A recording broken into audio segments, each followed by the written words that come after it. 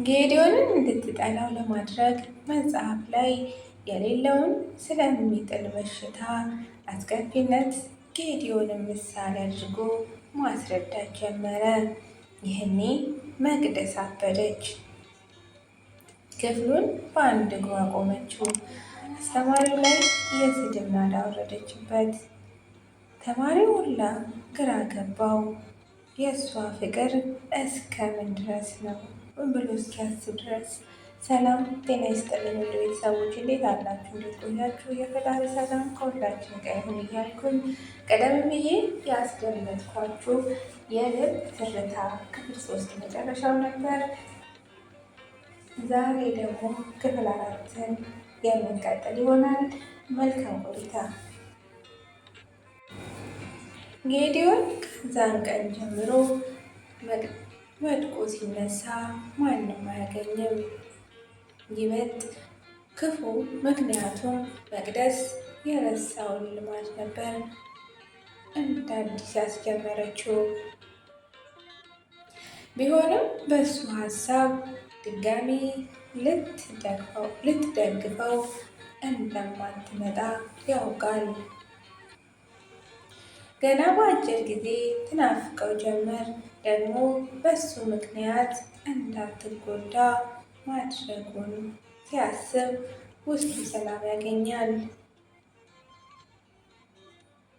መቅደስ ወድቆ ስታየውም ይሁን ወደቀ ስትባል ሞተ የተባለች ያክል ነው የምታነባው። ፍቅሯ ሲበዛባት እየተደበቀች በሄደበት ሄዳ ታየዋለች።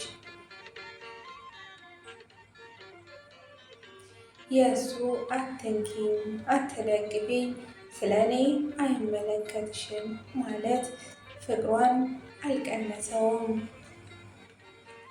እንደውም ይበልጥ አፈቀረችው። መቅደስ ከጓደኞቿ ጋር በመሆን ከቤተ መጻሕፍት ሲወጡ ሰዓቱን ሊቀበል ተዘጋጅቶ ነበር።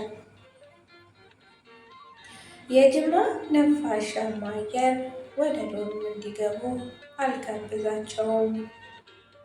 እናም ወጣ ብለው ወክ እያደረጉ ለመናፈስ ተስማሙ። ብርሃን በተፈጥሮ ቅልብልም ነች። እናም በዛ ሰዓት የማይነሳ ርዕስ አንስታ ወሬ ጀመረች።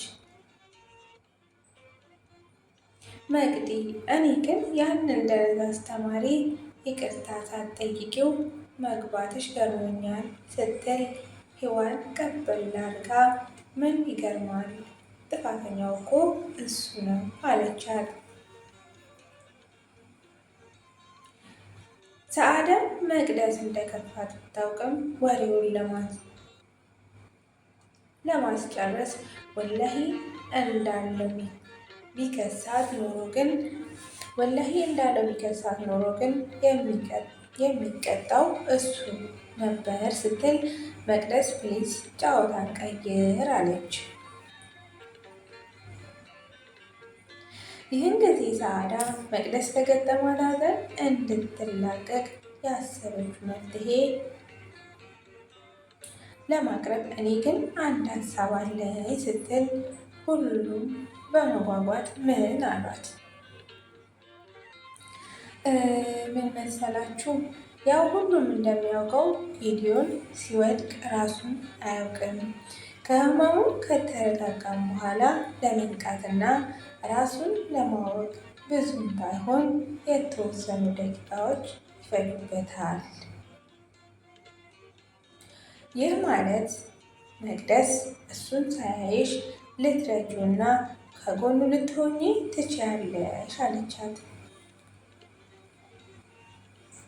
በሰዓዳ ሀሳብ ሁሉም ደስ አላቸው።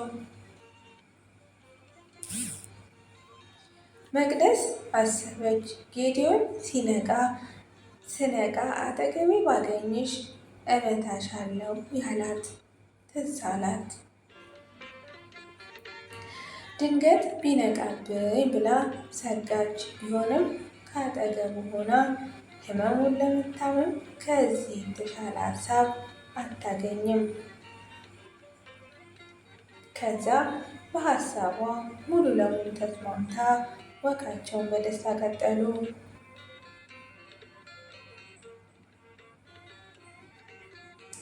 ጌዲዮን ከቤተ መጻሕፍት ይልቅ ብቻውን ራቅ ብሎ ጫካ ውስጥ ማጥናትን ያዘወትራል። ሰሞኑን ግን ካለ ወትሮ ብዙ ነገሮች ተቀይረዋል። ከትምህርትና ከምግብ ሰዓት ውጪ እንዲሁም ድንገት ወደ ዶርም ሲገባ አሊያም ከወደቀ እንጂ ግቢ ውስጥ በብዛት አይታይም። ከአንገቱም ቀና ብሎ አያውቅም።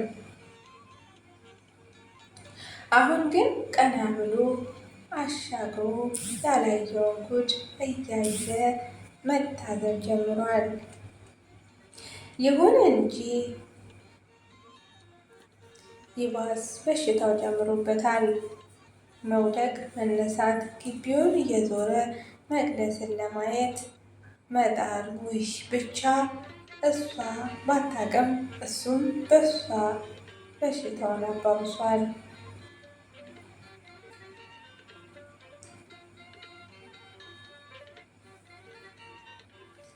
በሀሳቡም በለፈለፈም ይጠፋል አለ የአገሬ ሰው። ምነው የዛን ቀን አፌን በቆለፈው ብሎ ተመኘ። መቅደስ እንዳያት እየሸሸች ከጎኑ አትለይም፣ ተለይታም አታውቅም።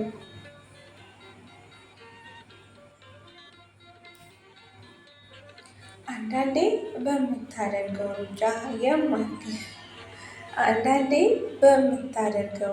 ሩጫ የማይገርመው የለም። ስንት አማላይ ቆንጆ እየለመናት አሻፈረኝ ብላ ጌዲዮን ላይ ሙጭጭ ማለቷ እውነትም ተአምር ነው። ይኸው ዛሬ ጌዲዮን እሷን በመፈለግ ቆይቶ እንደማያገኛ ሲሰማው መጽሐፉን ይዞ ወደ ለመደው ጫካ ሄደ። መቅደስ ተደብቃ ተከትለው ሄደች። ጌዲዮን እንደደረሰ ለምለም ሳር ላይ አረፍ ብሎ ዛፎቹን ተደገፈ። መጽሐፉንም ሳይከፍት ሀሳቡን ወዳስገረመው የዩኒቨርሲቲ ግቢ ወሰደው። በጣም ብዙ ተማሪና ሰራተኞች ከአንዱ ወንድ ከዚህ ወደዛ ከዛ ወደዚህ ውር ይላሉ። ግን አንድ ዓመት ከግማሽ መንፈቅ ሊሞላው ቢሆንም ይህንን ሁሉ ይልና እንግዲህ ክፍል 4 እዚህ ላይ ያበቃል። ውድ ቤተሰቦች እንግዲህ እንደተለመደው ላይክ፣ ኮሜንት፣ ሼር እያደረጋችሁ እንድታበረታቱኝ በአክብሮት እየጠየቁ ተሰናበትኳችሁ። መልካም ጊዜ